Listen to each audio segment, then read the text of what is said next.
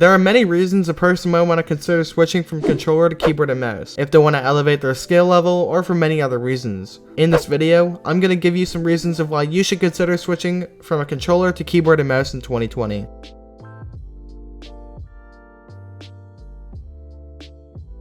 The first reason why you might want to consider switching to keyboard and mouse is because you'll get better aim. Aiming with the keyboard and mouse is raw and doesn't have any additional enhancing features of a controller such as aim assist. This means that if you switch to keyboard and mouse, it will feel a lot more rewarding to get your first win or your first elimination because you did that with a mouse. I have nothing against controller players, and Epic has also significantly decreased the aim assist feel in Fortnite, so you can't L2 spam anymore, and it also doesn't lock onto players. Both inputs take some skill and practice, but if you're up for a great challenge, it would be an amazing time to switch.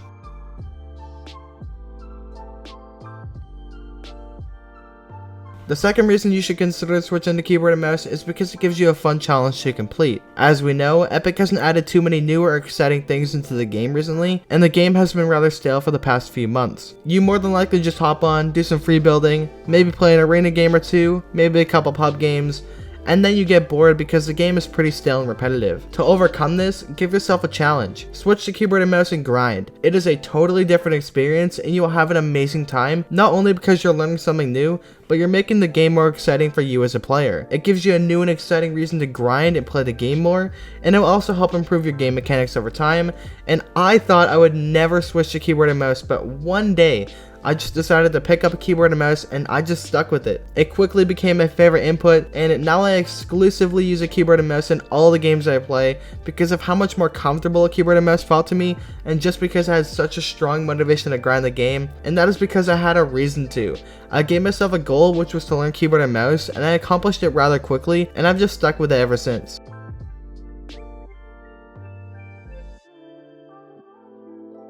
The next reason you should consider switching to keyboard and mouse, this one goes out to everyone who's potentially tried keyboard and mouse but didn't like it after 1 week, or anybody who is considering switching right now. For everyone who has switched before but didn't like it after 1 week, don't take it as a sign that it's time to give up and go back to controller. I quit keyboard and mouse 3 times, and even though I didn't want to go through the hassle of having to relearn the basic things that I already knew about the game, like 90s and all that kind of stuff, I just stuck with it one day and I just took it day by day, practicing free builds. I did zone wars with my friends and creative with my friends, and one day I just started taking it really seriously. I saw some serious improvement very fast, and for those who are on the fence about switching, just know that it isn't as bad as it might seem. Sure, you might be eliminated in almost every single game for the first few days, but that is okay. It is totally normal to not see improvement overnight or within the first week. So if you've tried keyboard and mouse before and gave up after 1 week, I hope this video has motivated you to somewhat consider picking up that keyboard and mouse and giving it a go, or even trying for the first time.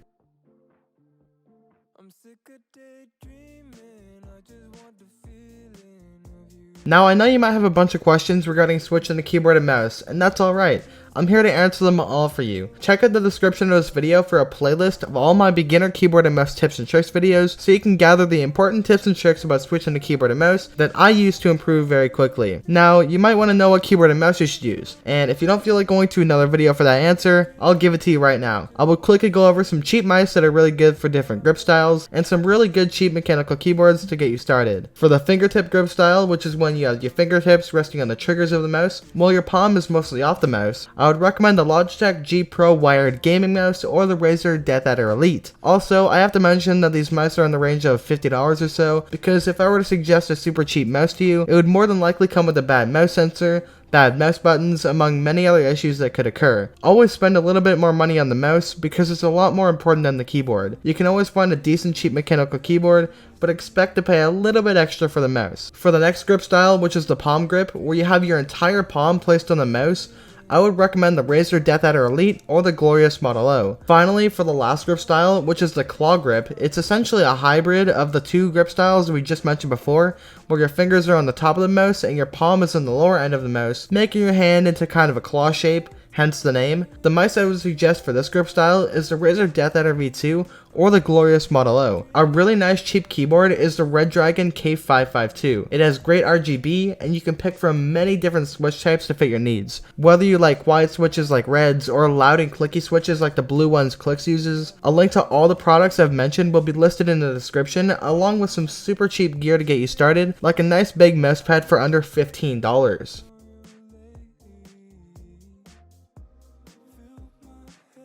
The next reason you should consider switching to keyboard and mouse is because it is never too late to give keyboard and mouse a shot. If you're on the fence about switching to keyboard and mouse, just know it is never too late, and it will never be too late to go ahead and switch. I know you're going to feel like a horrible player for a while, and that is totally normal.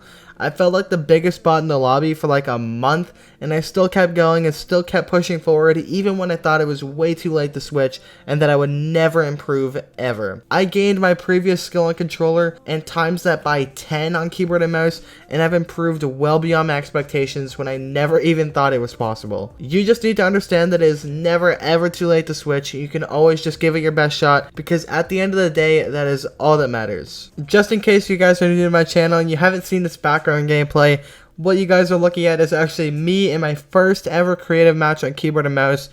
And I can say that yeah, I was pretty bad. So yeah, I was missing all my shots. I just was so bad. I couldn't do a 90. I was so shaky with my builds. I had this Walmart mouse and this like 2-inch mouse pad. It's just crazy how much I've improved because I switched to keyboard and mouse. Like, I had so many doubts of switching, and just that one day I'm like, you know what, let's just give this an honest try. And then I quit once, and then I started again, and I quit, and I started, and then I just gave it my all. And now here I am. As you guys can see in the background, this current gameplay from a creative match I actually played in earlier. And yeah, huge difference here.